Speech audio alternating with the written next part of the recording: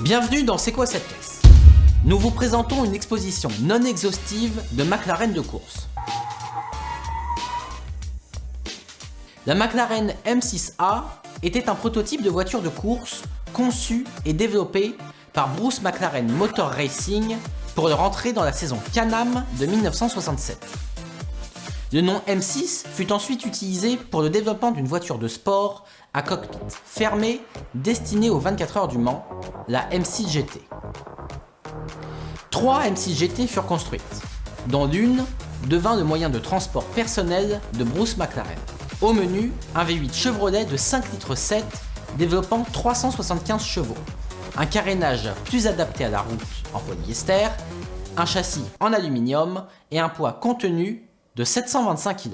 La M8F a été développée pour la saison Can-Am 71 et était équipée d'un moteur V8 Chevrolet Big Block d'une cylindrée de 8 litres 1.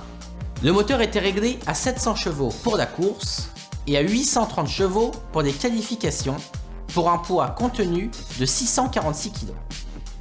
Peter Revson a remporté le championnat Can-Am 71 dans une McLaren M8F.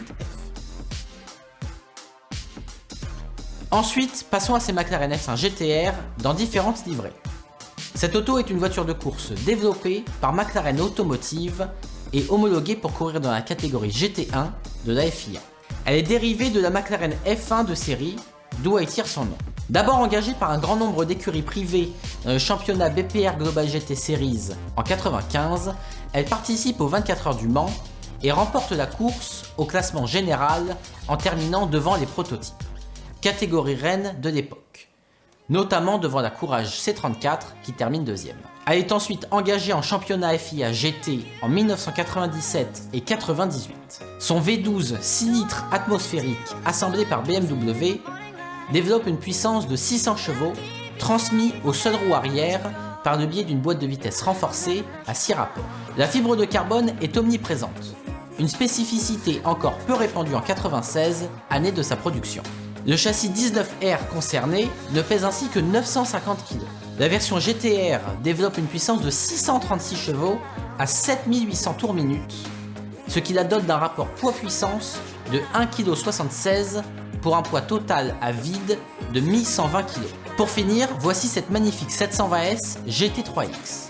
Ce n'est pas la première McLaren dédiée à la piste, mais c'est certainement la plus radicale, puisqu'il s'agit tout simplement d'une 720S GT3 exfiltrée de son paddock, et libérée par la même occasion de toutes les contraintes de l'homologation, avec tous les curseurs remontés d'un cran, ce qui explique cette allure bestiale. La 720S GT3X reprend le V8 4 litres biturbo de la 720S de route, mais avec des pistons renforcés et un nouvel échappement plus léger. La puissance est portée à 750 chevaux. La masse descend à 1200 kg, soit 200 de moins que la version de série. Le baquet est en carbone Kevlar aux normes FIA.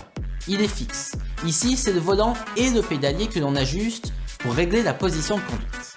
À cause des exigences de la balance de performance en GT3, la 720S GT3 doit rouler avec une puissance considérablement réduite par rapport à la version de route, explique Ian Morgan, patron de McLaren Customer Racing. La marque anglaise, absente au Mans depuis 1998, a fait son retour en 2024 avec 3 720S GT3 et la pole position à la clé.